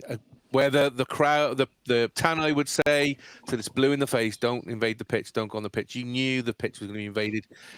Everybody was gathering towards the last 5 minutes. Charlton did have a chance at the very, very end where Okonkwo did have to make a scramble. But by that What? I thought you were talking about the block by Dan Scar. Oh, What yes. a block Yes, that yes, was! yes. Right at the Yes. death. We're 3-0 up. We've secured promotion. The fans are literally on Yes. the pitch. That's a familiar. The fans are on the pitch. I think it's all over. The fans were literally one foot on the pitch, and Charlton have a massive chance. And that block by Dan Scar was unbelievable, but just epitomised, his performances, his last two performances as well. Incredible. So, final whistle goes, and cue pandemonium. The pitch invasion obviously happens for the third year in a row. Wrexham are promoted. The third year in a row there is a pitch invasion. Obviously, we do not condone going on the pitch under any shape or form. But if on YouTube you are looking at the photographs, you may well spot a very familiar flag that we didn't take on. We don't know how it got there. Say what? I don't know. I haven't got a clue. Have not got a clue. But whoever it is, obviously, thank you for taking it. It's very generous of you. But you really Did you take the flag on the pitch? don't blame your wife. Don't blame your wife. That's not fair. Cue pandemonium, incredible celebrations. And at this point, I think it's important that we call out one particular person, the Velvet Hammer, voice of the dragon himself, Mark Griffiths, who does Wrexham's commentaries for the international fans and for iFollow. Because bless his heart, after the whistle was going and he was soaking up the atmosphere, he did this. It's nuts. It's just nuts. There's no two ways about it. What an achievement by Wrexham. What an achievement. The first team in history to eat more chips and not let salad win. Thank you, Mark. Thank you so much for doing the call out. I mean, I think he just wants to be with Ian Gwyn Hughes at the start of our pods. Well, guess what, Mark? You now have that as of next season. That will be edited in. Lovely of you, Mark. And I don't know whether you listen to us. I haven't got a clue. And I don't even know where that came from because, whether you saw the flag at the corner of your eye from your commentary position, I don't know. But to say that, to say those words, I mean, Daz, when I heard that, I brought a tear to my eye. I have to be honest. I'm emotional. I'm impressed. You'd kept that quiet from me. I didn't know that happened. So, fair play, Mark. Thank you very much. And the sentiment remains true. Absolutely. And that went internationally. So everybody across the world heard that who was watching on the international feed, both video and audio. Obviously, in the UK, we had the Sky commentary. But everybody internationally heard that, and so Mark, thank you from the bottom of our hearts for saying those words. It really, really meant a lot. But Jamie, we got a chance then to celebrate, which was amazing. Obviously the problem of these is getting rid of the crowd, which took a fair while, 35 minutes to get the crowd off the pitch. But when they got the crowd off the pitch, then they erected a stage, which is interesting this year, Jamie, because it faced the other way. It faced towards a Cold Road stand rather than towards the Wrexham Lager stand, which it has done in the previous 2 years. Are you surprised by that? Not really. Had Rob and Ryan come down? No, they didn't come down until all the players lined up. I suspect maybe that was why, because it was. Who knows? Who knows what or why the decision was made? It's always a bit disappointing, isn't it? Because I think you literally, unless you were in the Mill Road stand, it was only the guys in that stand that got any kind of a view of that presentation and the celebration of lifting the promotion trophy. But look, it didn't matter. It just the fact that they were doing it is all that mattered. I think for me, like you say, it did take a good while for the pitch to be cleared after obviously all the fans had run on, and then obviously a lot of people had stayed to see the lift, the presentation, and the trophy lift, and then obviously the players got a lot of the players got serenaded in front of the tech end one by one, with the notable songs, which was really nice. The players did a lap, they were on there with their families and stuff, and I think, for me, it wasn't on the day. It was probably in this week between then and now. Really, is I think I said to you before we started recording, I took a few photographs on Saturday, which I like the fact that obviously for our YouTube viewers, you've reeled off a load of photographs here. That from Saturday, but not a single one of the buggers that I took. You wouldn't think I'd do it professionally for a living. Couldn't afford your fees, mate. Exactly. Yeah. That's No, what it is. no. Yeah. Hence, like this one behind me. But no, I took a few pictures on Saturday, which was special for me. And I was looking back this week at pictures from the same time against Forest Green last season, and obviously the season before against Boreham Wood. And I had a real moment this week because it was a real little moment of how much of a privilege and an honour it's been to have been there for these last three promotions. We've been saying about back to back to back and how significant that is. But there are so many people now invested in Wrexham, and to have been there and to be able to have witnessed these last 3 years, it got me in the feels, because it got me thinking about people, friends and family who are not around to witness it. People who endured that 15 years of horrible times in the National League, all the days with Hamilton and Gutterman and all the crooks before, and everything that's gone on, and all the things that the fans and the club have been through. To be in these times that we are now, it's such a privilege to have been there to witness these last 3 years. So yeah, it was a special day. For those of you watching on YouTube, I've got a picture up there. It should be a caption competition, really, that the club put out, which is of Geraint, a long-suffering club secretary who's been with the club well over 20 years, probably more than that, where he's just standing there in his suit, holding the trophy like it's a shopping basket from Tesco's, puffing out his cheeks. And I think if I was going to put a caption to this, he's looking and saying, well, I'm buggered if I'm going to clean any of this up. From that point of view, I mean, Daz, the final league table, as we look at it now, Wrexham now are safe with one game to go. They have that automatic second place. I'm not going to ask Jamie this because I know what the answer is going to be. I'm going to ask somebody who is, a neutral. Can you believe what Wrexham have achieved? No, I genuinely don't, not the first time of asking. No, I think this is beyond everybody's expectation, including the club's own. As much as any manager and any team aspire to what you've just achieved, I don't think any of them thought it was within their capacity to do it first time of asking and automatically. I think hopes of playoffs, I think, would have been a very reasonable ambition for the club. Playoff place, because if you're being promoted, you are not, you have no rights. You have no rights, no track record in this league. You have no right to expect to be in the top half, top third, top six, top two. You know what I mean? That's the thing. And to have done it, the way you have, perhaps some of the football hasn't been the way that you would have liked to have seen, compared to what we've seen in previous seasons. But to have done it in the way that you're getting results, when it mattered.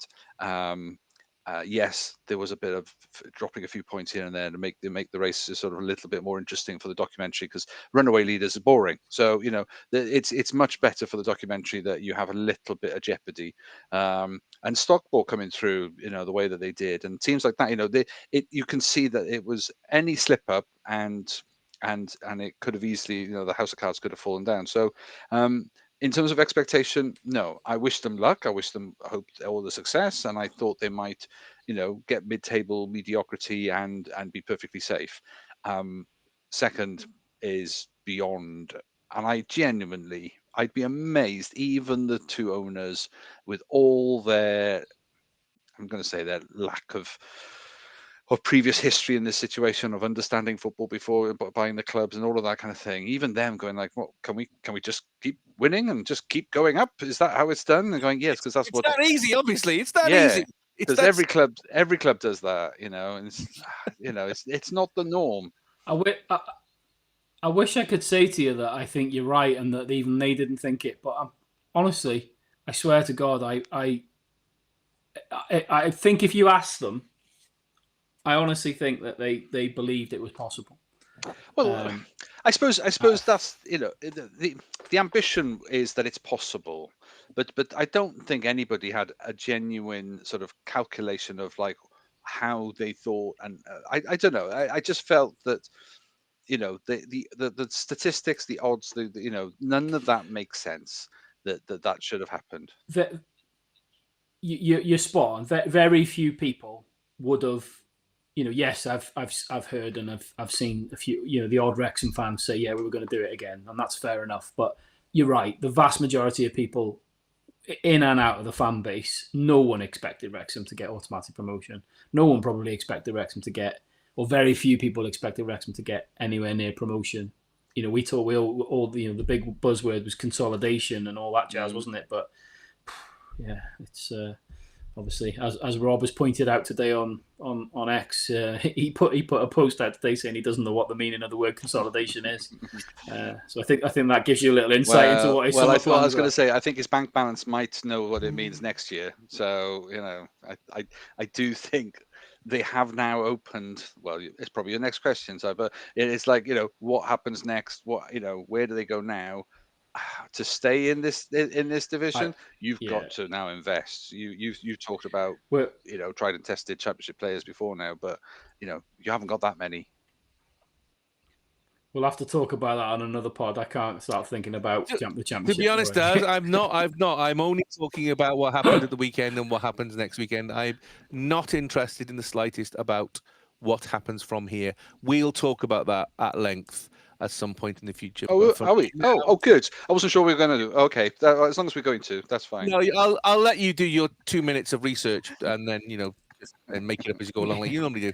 But we will talk about it because the championship is a whole massive different thing. I think it's worth a pod on its own for that one. But for now, thank you, Rob, Ryan, Humphrey, Sean, Fleur, I'll even thank you, Michael, everybody involved in the club, everybody involved playing on the field, Phil Parkinson and all the backroom staff, everybody in the academy, all the women.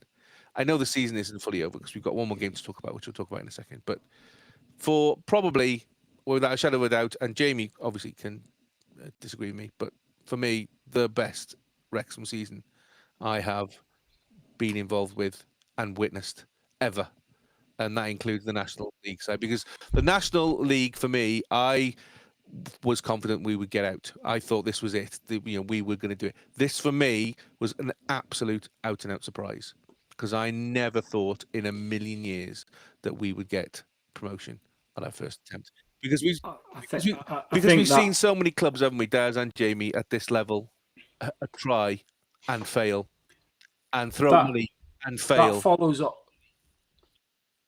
That follows on from what Daz just said about the fact that in reality, very, very few people realistically thought Wrexham were going to have a chance at it.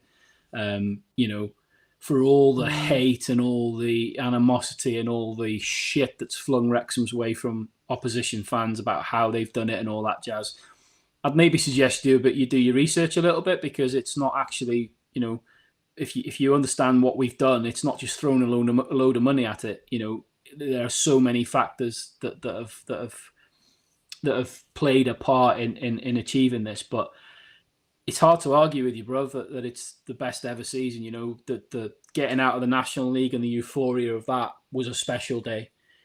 Beating Forest Green 6-0 and getting promoted at the first time of asking from League 2 to League 1 was a special day. It feels a bit different because I don't know about you, but I'm still struggling to actually come to terms with the fact that we're going to be playing in the Championship next year. It terrifies me and delights me at the same time. Yeah. Because I keep looking at the list of teams. Again, I don't want to talk too much about next season, but I keep looking at the list of teams that we're going to be playing next season, and I am absolutely terrified. Absolutely terrified at some of the. I'm looking forward to your away day. Football. I'm looking forward to your away day review at Millwall. That's for sure. It'll be a brick in the face with there was one person that you forgot to thank, though. Yes, Nathan Jones. Jones.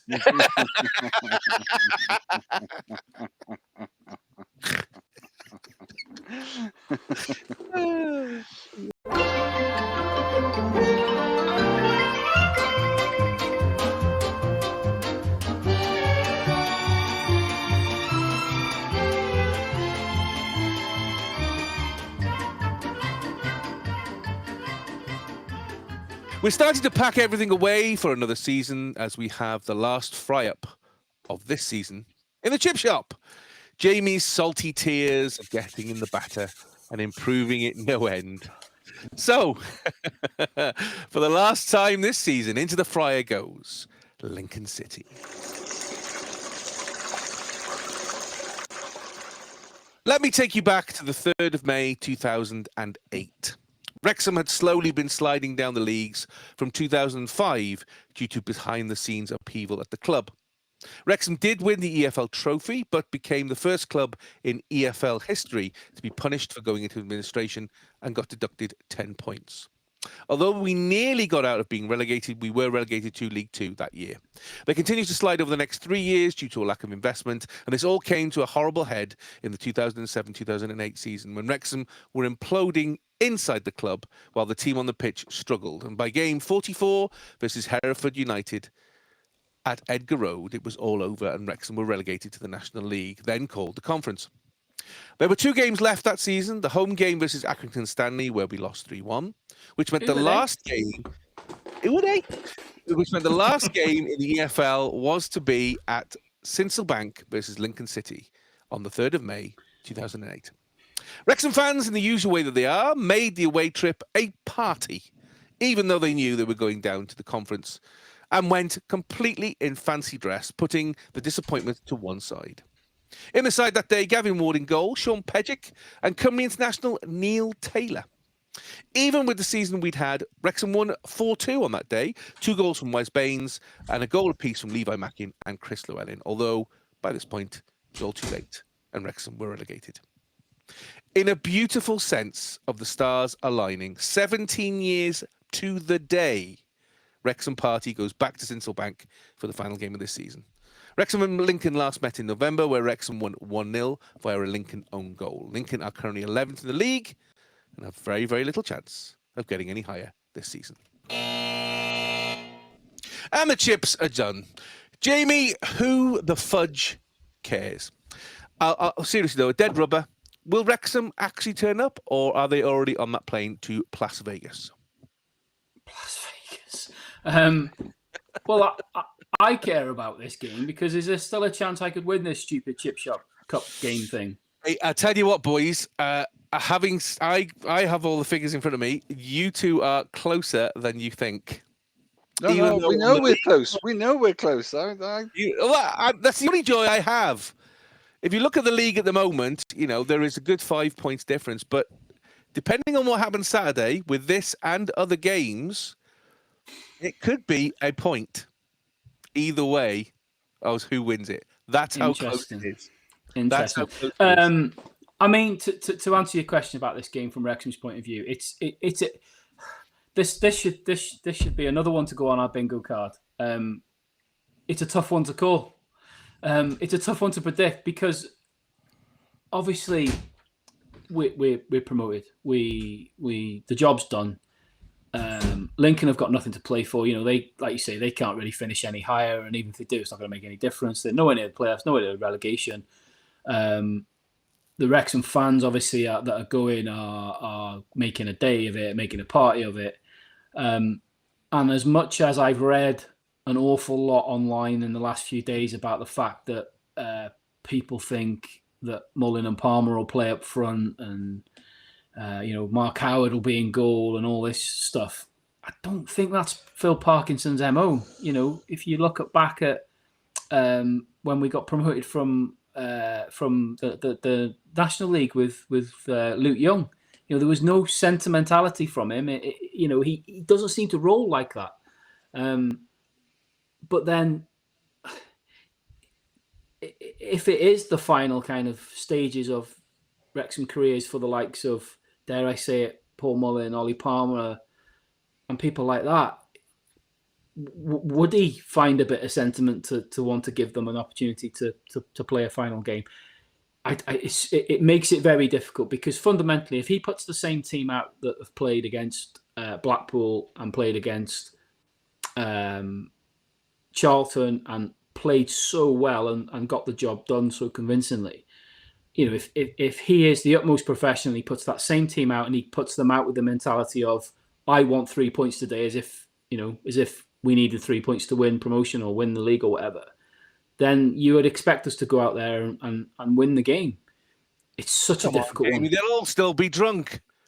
There's no way they're sober right now. No, I've no doubt. And for me personally, I as much as I admire the professionalism of Parky, if that's the approach he takes, to want to put the same team out to win the game like it was any other, I admire the professionalism of him to do something like that. But I am very much in the camp that if this is going to be the last kind of opportunity for some of that squad to play for Wrexham, because whichever way you skin it, and again, I know this is something we will talk about at length in different pods coming up over the summer and stuff, but there are going to have to be some big, significant changes to this squad. That there are, whichever, we've said it before, sentiment, there's no sentiment in football, unfortunately, no matter who you are.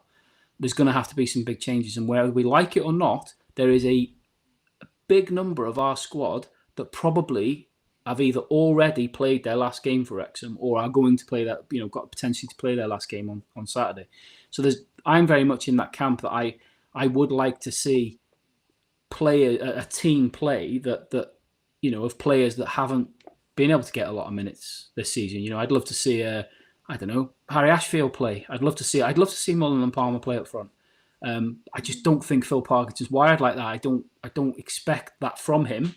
It'd be great, but I don't expect that from him. But because of that sort of seed of doubt as to whether he will or whether he won't, it's really, really hard to know what Wrexham are going to turn up and what kind of game you're going to get. I mean, ultimately, you've got two teams here. No matter who plays, you've got two teams here that are playing for nothing other than just it's the last game of the season. It's going to be, I think it's a full house there. I don't know what the capacity is, but it could end up being a rip-roaring game of football. It could also end up being a complete waste of time. But it's such a difficult. The Torquay game you were talking about 2 years ago was rubbish.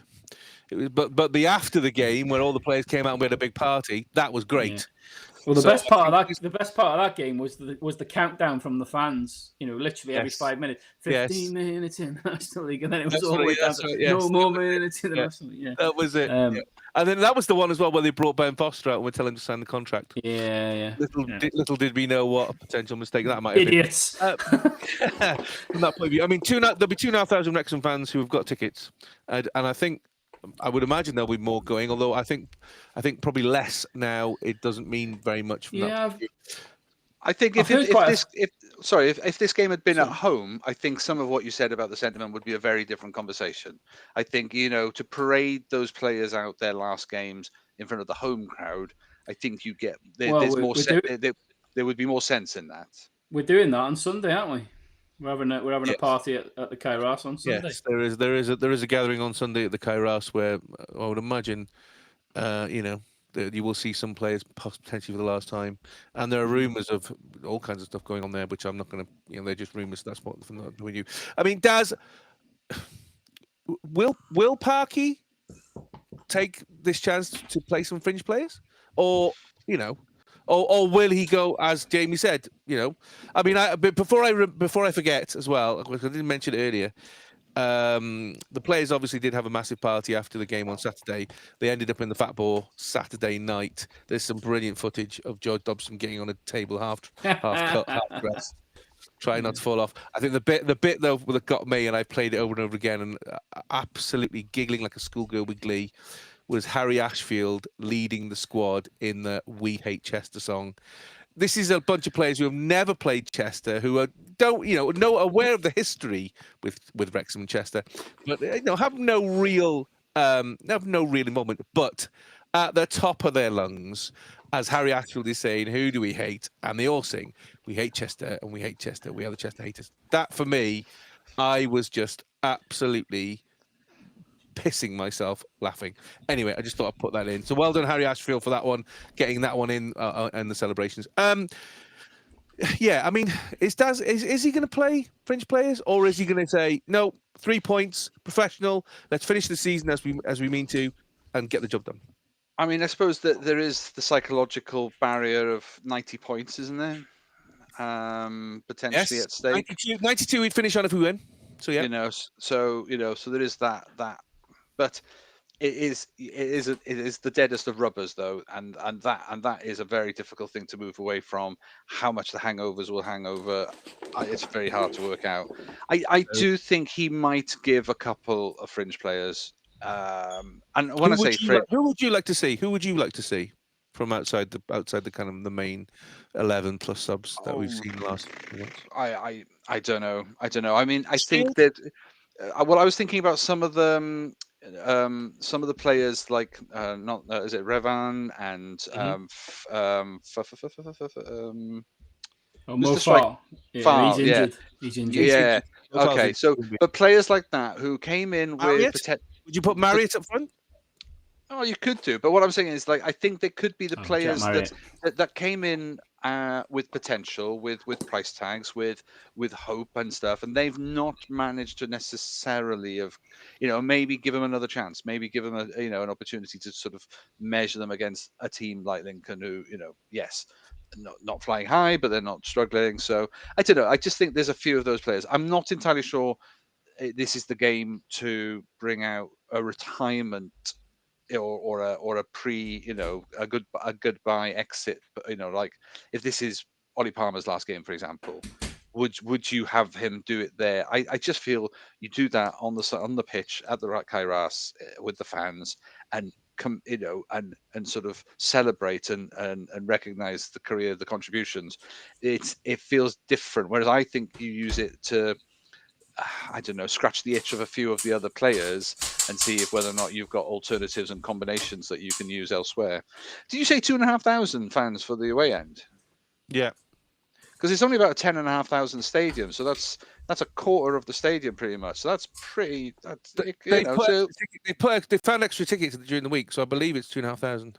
Yeah, so I mean, it would be a good a proportion of the ground then. Would be would be the away end. So it could be a party. There will be a party atmosphere, of course. It will. But Definitely will. but equally, Lincoln are going to want to scalp the champs, surely. Or not champs, but promotion team. Well, but, like anybody, I would imagine does. Everybody wants to beat us, and everybody lifts their game, don't they? yeah, they're only there for the Wrexham. Exactly right. So, for the last time this season, and it really could make a massive difference. Time for the salt, vinegar, and sauce core. I'm relaxed because I know I'm last. I don't give a shit anymore. Jamie, what's your score prediction for Lincoln City versus Wrexham?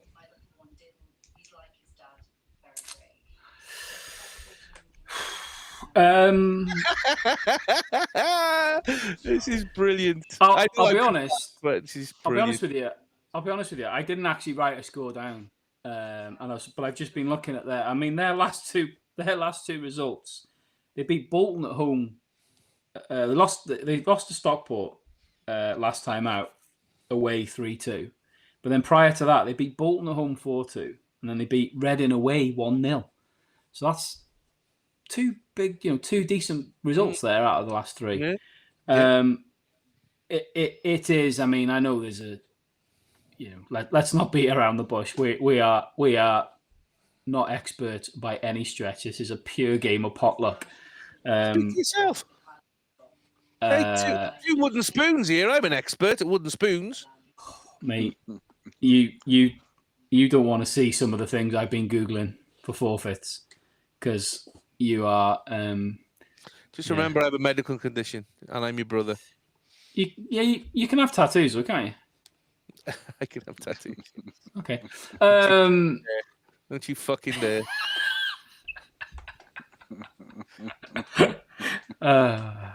I'm gonna have Diva tattooed across your forehead. You get fucked. Oh god, yeah. I really don't know. I'm gonna say that I think Parky will want to finish the season on a high. I expect him to pick a very strong team. I don't think there'll be a lot of sentimental changes in there. Maybe one or two, but I don't think there'll be like a big overhaul.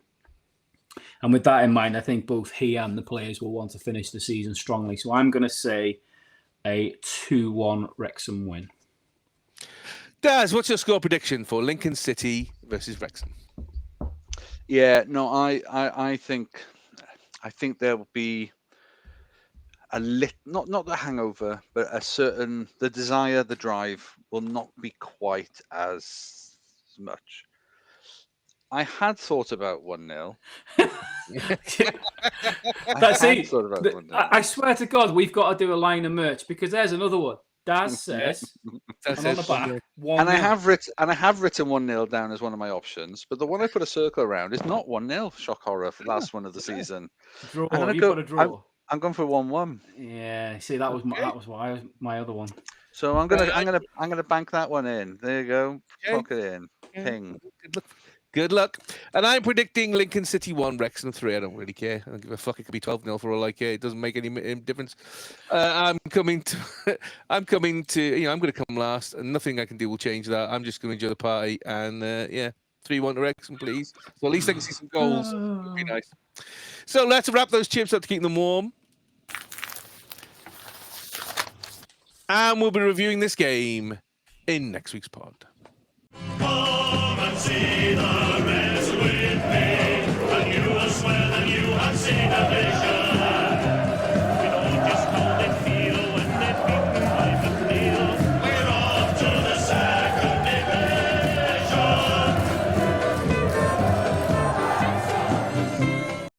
As we say goodbye to one of the coolest Welsh rockers we have ever had the privilege of experiencing, the Alarms frontman Mike Peters, who sadly passed away this week after his long-term battle with cancer.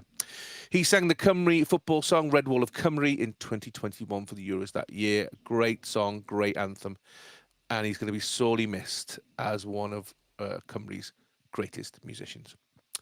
You've been listening to the Emo Chips podcast, the official podcast, one of the greatest Welsh supporters flags in the universe. If you have enjoyed listening to us, please support the podcast, like, subscribe, and leave a comment. You can find us on audio at Spotify, Apple, and YouTube Music. You can also go into our social media, such as X, Threads, and Blue Sky, at TweetMoreChips, or drop us an email, eatmorechipspodcast, all one word, @gmail.com. Instagram, YouTube, and TikTok, Eat More Chips Podcast, and on Facebook, search for the Eat More Chips Podcast group. You can leave us a review of the platform you're listening on, let you do so, and if anything particular you'd like us to discuss, please feel free to drop us a line.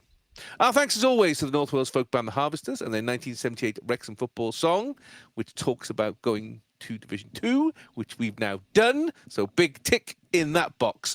My thanks, as always, to my two colleagues, now two of the leading championship podcasters. Doesn't mean they get a pay rise, though. Let's just get that out straight away. So, thank you, Jamie. My pleasure. And thank you, Daz. Always welcome. Always welcome. It's been a joy. It's been a joy.